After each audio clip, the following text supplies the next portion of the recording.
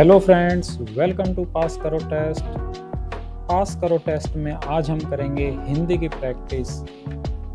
CTET, SSC, RRB और PRT जैसे exams के लिए आप उपकार पब्लिकेशंस, यूथ कंपटीशन टाइम्स, इनकी काफ़ी अच्छी बुक्स पब्लिश की हुई हैं। इन्हें लेकर अपनी प्रैक्टिस कर सकते हैं। इस वीडियो से भी हम करेंगे, तो चलिए स्टार्ट करते हैं। फर्स्ट क्वेश्चन है, दिए गए वाक्य का सार्थक शब्द ज्ञात कीजिए। एक भाषा के विचारों को दूसरी भाषा में व्यक्त करना। ऑप्शन ए अन्योद, बी अनुवाद, सी अनुवादक, डी अनाहूत। तो इस प्रश्न का सही उत्तर होगा ऑप्शन बी अनुवाद, इंग्लिश में जिसे ट्रांसलेशन कहते हैं। दूसरा क्वेश्चन, दिए गए वाक्य का काल ज्ञात कीजिए। महादेवी वर्मा ने संस्मरण लिखे थे। ए संदिग्ध भूतकाल, बी अपूर्ण भूतकाल, सी सामान्य भूतकाल या डी पूर्ण भूतकाल। तो इसका सही ऑप्शन होगा ऑप्शन डी पूर्ण भूतकाल। क्रिया के जिस रूप से यह ज्ञात हो कि कार्य पहले पूरा हो चुका है उसे पूर्ण भूतकाल कहते हैं। तो यहाँ पर कार्य पूरा हो चुका है, संस्मरण लिखे थे, तो इसका सही ऑप्शन हो जाएगा डी पूर्ण भूतकाल। नेक्स्ट क्वेश्चन, दिए गए शब्द का वचन ज्ञात कीजिए। शब्द है हड्डी और ऑप्शंस हैं ए एक वचन, बी बहुवचन, सी सदा एक वचन या फिर डी एक वचन व बहुवचन दोनों। जी हाँ, इसका सही ऑप्शन होगा ऑप्शन ए एक वचन। एक वचन होता है हड्डी और इसका बहुवचन होता है हड्डियां। अगला क्वेश्चन, दिए गए वाक्यांश के लिए उचित शब्द का चयन कीजिए जिसका वर्णन न हो सके। और ऑप्शंस हैं ए अपेक्षित, बी वर्णनीय, सी अनुरक्त या डी अवर्णनीय। और इसका सही ऑप्शन होगा ऑप्शन डी अवर्णनीय। अगले प्रश्न पे चलते हैं। मुहावरा है, उसका अर्थ बताना है। जान में जान आना। ए मूर्ख बनाना, बी भय दूर होना, सी तैयार होना या फिर डी चौकन्ना रहना। और इसका सही ऑप्शन है ऑप्शन बी भय दूर होना। जब कोई डर हमारा खत्म हो जाता है तो हम बोलते हो जान में जान आई।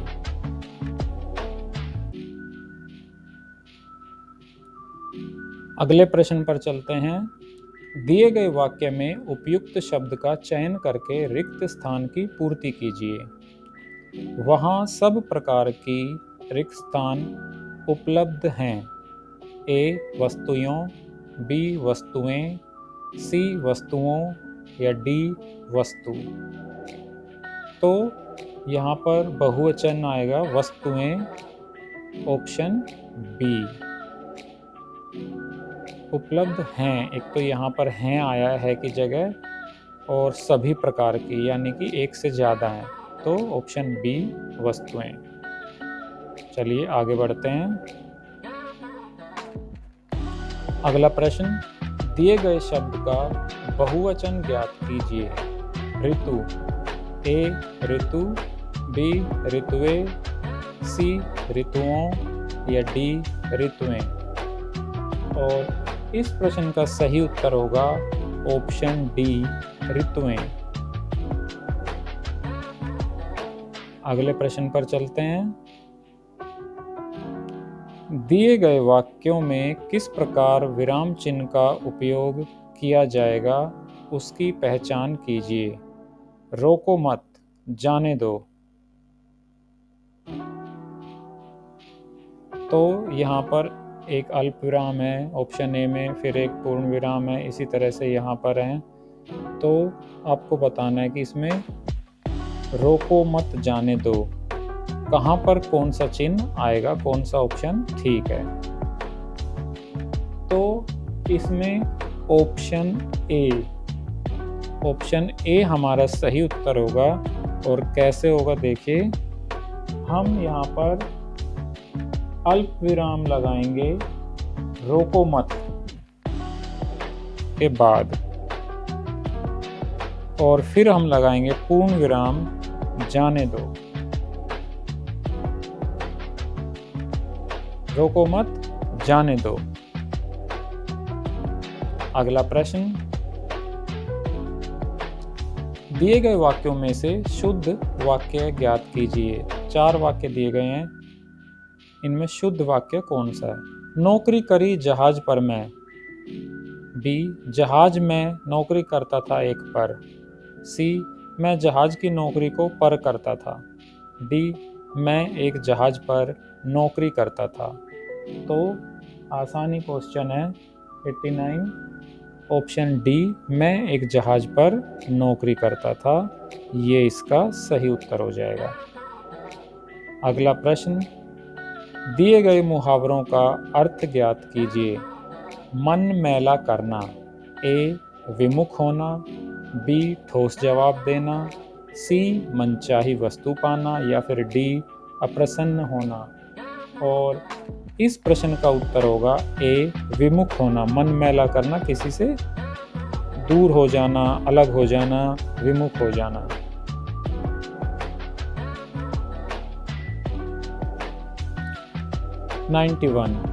निम्नलिखित वाक्यों में से संयुक्त वाक्य ज्ञात कीजिए।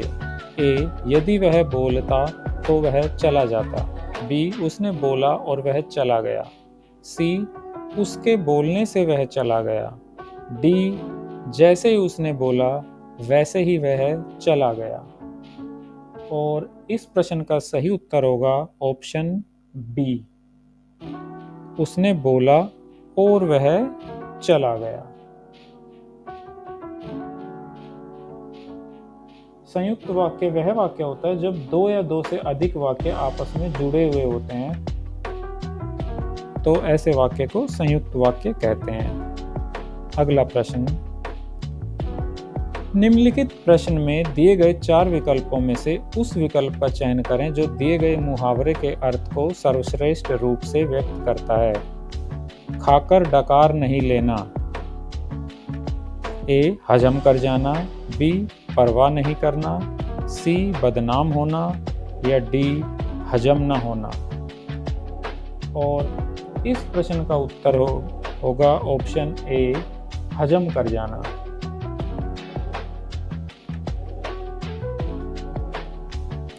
अगला, नीचे दिए गए शब्द का पर्यायवाची शब्द ज्ञात कीजिए। विष।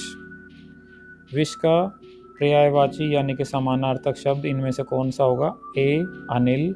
बी, गरल। सी, पवन। या डी, हवा। बाकी सारे ऑप्शंस काफ़ी आसान थे, इनका अर्थ हमें पता ही होगा। ऑप्शन बी गरल। गरल इसका सही उत्तर होगा। गरल का अर्थ भी होता है विष या जहर। अगला प्रश्न, निम्नलिखित शब्दों में से स्त्रीलिंग ज्ञात कीजिए। ए, गेंडा। बी, दरवाजा। सी, दीवार। या डी, पर्दा। तो इनमें से जो स्त्रीलिंग शब्द होगा वो होगा ऑप्शन सी, दीवार। जैसे दीवार गिर गई, दीवार बन गई, तो हम दीवार के लिए स्त्रीलिंग का इस्तेमाल करते हैं। अगला प्रश्न, निम्नलिखित प्रश्न में 4 विकल्पों में से उस विकल्प का चयन करें जो दिए गए मुहावरे का सही अर्थ वाला विकल्प है। नचा देना। ए, घबरा जाना। बी, लज्जित करना। सी, बहुत परेशान कर देना। या डी, बेइज्जत करना। और इस प्रश्न का सही उत्तर होगा ऑप्शन सी, बहुत परेशान करना।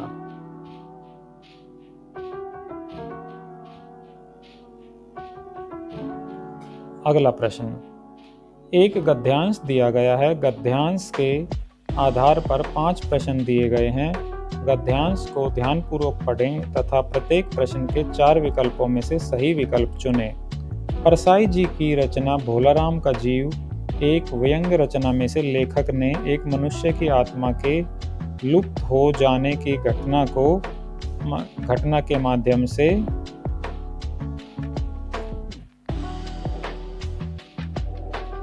शासकीय व्यवस्था, घूसखोरी, जड़ता और यथार्थ का उद्घाटन किया है।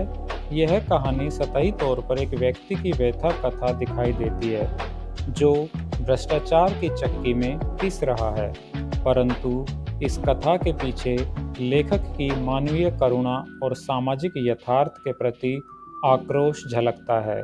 यह रचना स्वतंत्रोत्तर भारत के सामाजिक यथार्थ की सशक्त प्रस्तुति है। एक मामूली सरकारी कर्मचारी रिटायर हो गया और 5 साल तक पेंशन के लिए चक्कर लगाते लगाते मर गया। उसके जीव को लेने जब यमदूत गया तो जीव यमदूत को चकमा देकर ऐसा गायब हुआ कि बहुत खोजने पर भी नहीं मिला। आखिरकार जब नारद जी उसे ढूंढते हुए स्वयं धरती पर आए तो वह जीव अपनी पेंशन फाइल में अटका हुआ पाया गया।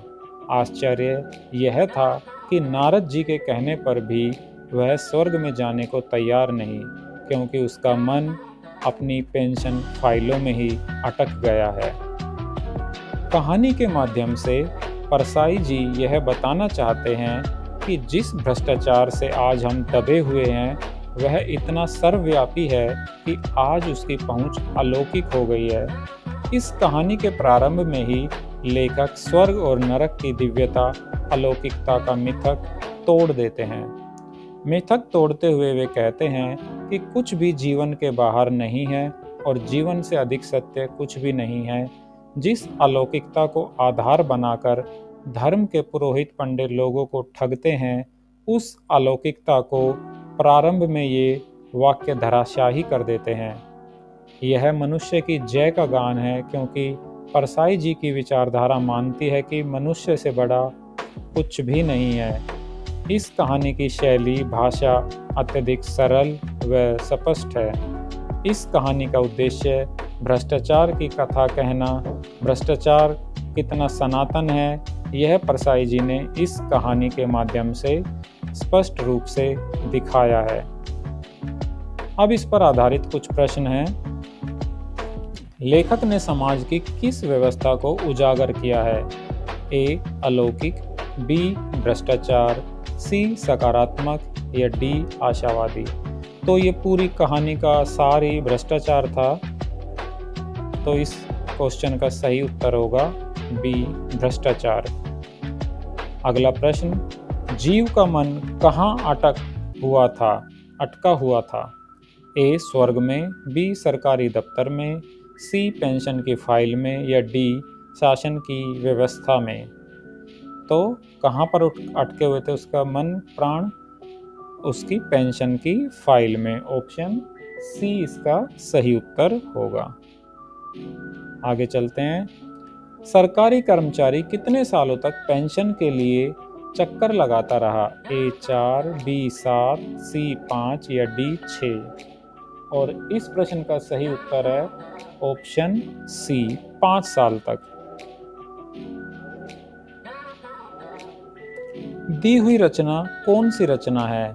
ए. व्यंग्य, बी. दुखद, सी. हास्य या डी. श्रृंगारिक। और इस प्रश्न का सही उत्तर है ऑप्शन ए. व्यंग्य। भोलाराम का जीव परसाई जी के प्रसिद्ध व्यंग्य रचना है, जिसमें वो व्यंग्य के द्वारा भ्रष्टाचार पर कटाक्ष करते हैं। अगला प्रश्न, भ्रष्टाचार शब्द का सही संधि विच्छेद क्या होगा? ए. भ्रष्ट जमा आचार, बी. भ्रष्ट जमा आचार, सी. भ्रष्ट जमा चार या डी. भ्रष्टा जमा चार। और इस प्रश्न का सही जवाब होगा ऑप्शन बी, भ्रष्ट जमा आचार। यहाँ पर भ्रष्ट और आचार के बीच में दीर्घ संधि है, तो भ्रष्टाचार का संधि विच्छेद होगा भ्रष्ट आचार। और इसके साथ हमारी ये आज की एक छोटी सी प्रैक्टिस पूरी हुई। पूरी प्रैक्टिस करने के लिए आप यूथ कंपटीशन टाइम्स, उपकार पब्लिकेशंस, आर गुप्ता इस तरह की बुक्स खरीद कर प्रैक्टिस कर सकते हैं। बाकी प्रैक्टिस हम आपको अपने वीडियोस से कराते ही रहेंगे। Thanks for watching this video. आगे भी हम आपको इसी तरह के जानकारी से भरे वीडियो लाते रहेंगे। Thanks once again.